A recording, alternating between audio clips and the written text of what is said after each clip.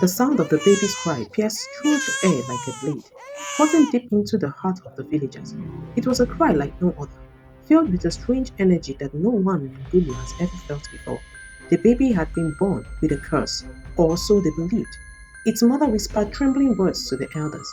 He can see. Ngulu, a village hidden deep in the African jungle, was a place where sight does not exist. Every man, woman, and child was born blind, yet they thrived in their darkness. The elders often say, our blindness is our strength. The sighted bring only evil. It was a law carved into the heart of every villager. If a sighted person enters Ngulu, they must not live alive. For generations, they held to this belief strengthened by old tales of a long forgotten war where sighted men brought ruin to their ancestors. But on the night little Lumo was born, everything began to change. His mother, Sanda, was terrified. She wrapped him tightly in her arms and tried to hide him.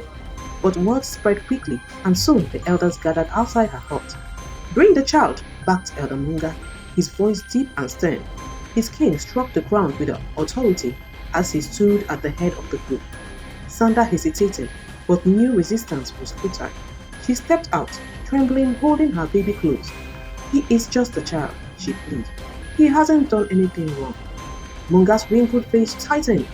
A child who can see will bring disaster upon us all. You know the law. The villagers murmured in agreement, their blind eyes wide with fear. To them, sight was more dangerous than any predator lurking in the jungle. But before Munga could deliver judgment, a shout came from the edge of the village. Help! Someone help me! The voice belonged to a man, not one of their own. A sighted man had stumbled into Ngulu. His voice was thick with pain, and his steps were heavy. Another one of them, someone hissed. The villagers armed themselves with sticks and stones, moving as one toward the intruder. The sighted man, bloodied and limping, collapsed at the center of the village. Please, he gasped. I mean no harm. My name is Kito. I was lost in the jungle and attacked by a leopard. I need help. But no one moved to aid him. To them, Kito was a threat, a living corpse. Before the elders could command his execution, little Lumu, still cradled in his mother's arms, began to cry again. This time, the sound stopped everyone in their tracks. It was though the child's wail carried a message no one could ignore. Sanders, driven by a force she didn't understand, stepped forward and knelt beside Kito. If my son's sight is a curse, then perhaps this man's presence is meant to teach us something, she said. Let us not kill him yet.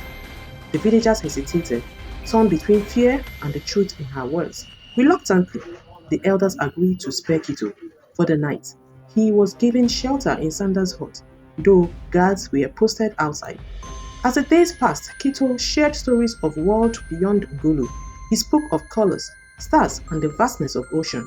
Some villagers listened in awe, others with suspicion.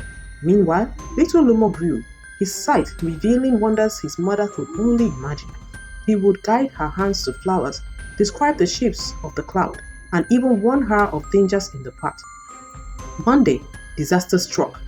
A raging fire swept through the village, spreading faster than the blind could react. Panic ensued, and many were trapped in flames.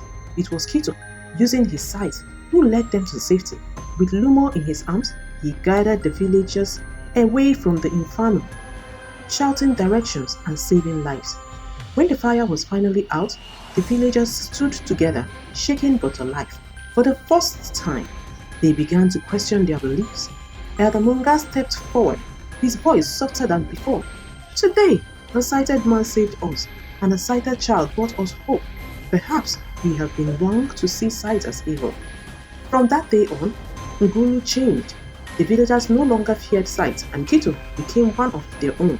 Little Lumo grew up to bridge the gap between the blind and the sighted, teaching them that they were all one people, bound not by sight or blindness, but by the need to understand and care for one another.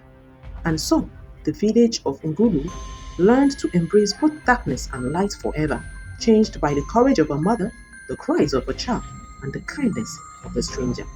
Subscribe to get more stories from us. Thanks for watching.